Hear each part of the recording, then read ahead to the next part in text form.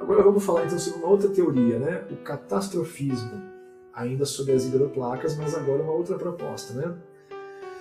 Essa teoria científica foi apresentada na obra In the Beginning, né, que é desse simpático senhor, né, cuja a 8ª edição dela foi publicada em 2008 pelo Dr. Walt Brown. Tá? Estipula-se que a primeira edição foi aí por meados de 2003, né, final, ali, começo dos anos 2000. Tá? A 8ª edição mais atualizada foi publicada em 2008 pelo Dr. Walt Brown, que ainda está entre nós. Né?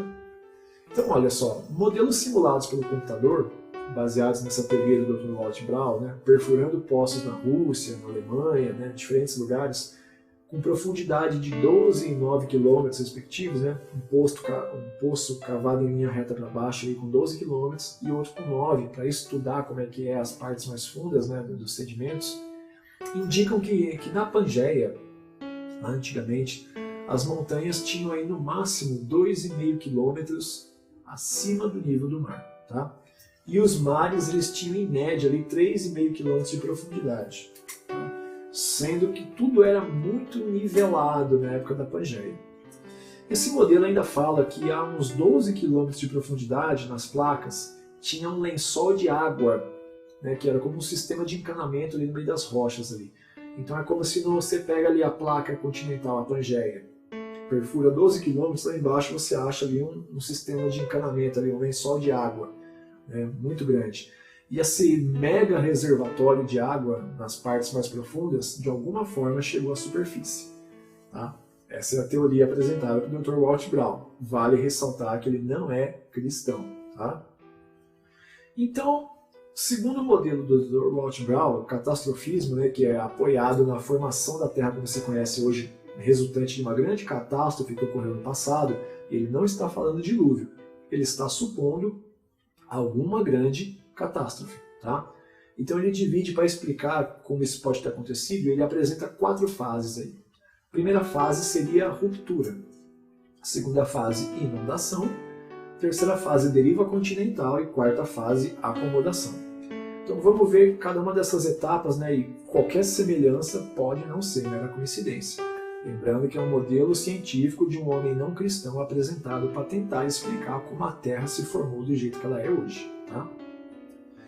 Então, primeiro, ruptura, né? Vamos lá. A ruptura ela propõe um impacto, algum tipo de impacto que resultou na rachadura da Pangeia, talvez, né, corpos celestes atingindo a Terra, talvez os cometas, né, os meteoros aí atingindo a Terra, de alguma forma essa placa rachou. Rachando, lembra que ele falou que a 12 km para baixo tinha um grande lençol de água, um grande reservatório? Aí vem a segunda fase, que seria inundação. Em consequência dessa ruptura, né, dessa rachadura na placa, os lençóis subterrâneos eles sobem pela rachadura para a superfície. Tá? Terceira fase seria o que? A deriva continental. Porque aí você rachou a placa e vai subindo água, fazendo pressão para alagar o que está em cima, essas placas vão se afastando. Tá? Com o afastamento dessas placas, as camadas que haveriam por baixo, elas subiriam nesse espaço desocupado. Né? Porque se você racha a placa e ela vai se afastando, outras rochas, né, com a água empurrando e fazendo pressão para cima, sobe outras placas ali. E elas vão formando mais e mais ocupação de espaço no vão que aquele afastamento vai deixando. Tá? E aí, isso é devido à pressão desde o núcleo da Terra, que é aquecido, isso a gente já sabe, empurrando massa para cima. Então, se afastou aqui e vem alguma coisa de baixo, ocupa aquele espaço. Afastou mais, vem alguma coisa de baixo, ocupa o espaço. Tá? Mas a gravidade, ela não puxa tudo para o centro da Terra? Sim.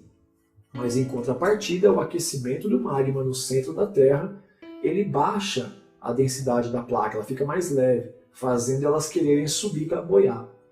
Então olha como que Deus é perfeito. Imagine isso. Você tem a gravidade que puxa tudo para o centro da Terra, tá? E você tem o aquecimento do núcleo da Terra empurrando as coisas para cima. É como se você tivesse uma mola, a mola está empurrando tudo que você tem aqui para cima e você pega e prende um elástico nela que proporcionalmente puxa tudo para o centro. Você tem uma energia proporcional que traz para o centro e uma que empurra para a superfície. E elas são equilibradas. É a perfeição de Deus na criação do planeta, não é? Aí tem a acomodação, que é o quê? Se existe uma ruptura, né, racha de alguma forma ali, o impacto ele rompe as placas, o lençol de água que está no centro ali a 12 km de profundidade, ele sobe e ele inunda a superfície. Isso faz com que as placas se afastem e surja mais massa que vai ocupando o espaço. E aí depois essa água que está em cima, como esse espaço foi preenchido, ela não tem mais como voltar para onde ela estava, ela está em cima. E aí faz o quê? É a acomodação. Ou seja, para onde foi toda a água? Com o frenamento, né, quando as placas começam a frear, e a formação das cadeias montanhosas, né, agora cada vez mais alta, a água continua na superfície. Né, visto que os continentes agora são mais altos, né, do que a gente tem hoje em dia, e nós temos oceanos mais profundos. Então essa água não voltou para onde ela estava, mas aconteceu o que com ela? Continua na superfície. Mas agora a gente tem mares mais profundos e nós temos montanhas mais altas por causa da nova condição dessas placas que foram se separando e sendo ocupadas. E aí quando a água começa a estabilizar, aí você tem a acomodação, que é o quê? Aquelas placas elas começam a perder força e começam a estacionar e vai ficando no lugar. E aí vem outro e vai encaixando, e outro que a terra vai jogando para cima e vai encaixando, e vai formando, e vai ocupando os vazios. E a água está tudo ali em cima. Mas agora a face da terra, a superfície, ela tem outra forma, outra característica. E essa água agora acumulada que subiu quase do centro dela para a superfície, ela encontrou espaços ali. Então seria mais ou menos isso aqui, olha. Com a ruptura da placa, você tem elas se afastando, tá? Elas continuam se afastando porque a Terra move, né? Aí o movimento gravitacional, é a rotação e translação, a Terra gira, a Lua gira em torno dela, então você tem maré, essa coisa toda, os nivelamentos da altura das marés e tal. A Terra está em movimento, ela não está parada. E você tem placas se afastando, a água subindo, fazendo pressão, o magma aquecendo placas, subindo mais massa para ir para a superfície ocupar um lugar, tá? Basicamente é isso. Então você tem as placas afastando, mas à medida que elas vão acomodando a água que já está em cima e os vazios por onde subiu a água são preenchidos com massa que vai ocupando esse espaço que o magma joga para cima, elas começam a frear. Então você tem elas afastando, mas tem uma energia proporcional que é o que? É o frenamento dela, tá? E aí com mais água subindo e ela freando, a partir do momento que ela estaciona, o que vem batendo aqui vai encavalando. E água subindo. E aí você tem o que? O encavalamento das montanhas por causa do frenamento, mais água subindo, e aí ela começa a preencher o que? Em cima da superfície. Ela vai encontrando as partes mais baixas e vai ocupando com água. Tá? Então qual que é a resposta de para onde foi toda a água? Continua toda por aí. Montanhas mais altas, mares mais fundos. Não entendeu? É como você pegar um trem e em vez de ele passar no túnel, você tampa o túnel. Quando esse trem ele bate, os primeiros vagões eles vão se amacetando e aí o que vem atrás vem batendo e vai encavalando e vai amacetando e ele vai fazendo que ali os acúmulos no começo, mas no final onde vai perdendo a força, né, ele é mais baixo, o vagão simplesmente tomba para o lado, ele bate, mas não é suficiente para comprimir. Então o que a gente tem com as montanhas é isso. Elas são uma placa, à medida que ela vai batendo aqui, vai freando, ela vai se amassando, vai se encavalando e vai virando uma montanha mais alta. E aí nesse vão aqui, a água também está no nível mais alto, ela ocupa. Então a água que subiu dessa profundeza, desse reservatório, que subiu para a superfície, ela continua toda aí. Tá? Por isso que ela formou oceanos mais fundos e formou montanhas mais altas. Então, olha, a teoria de catastrofismo do Walt, ela não é tão aceita entre os acadêmicos, né, por duas razões. Né? A primeira é que ela aponta, tem implicações religiosas. Né?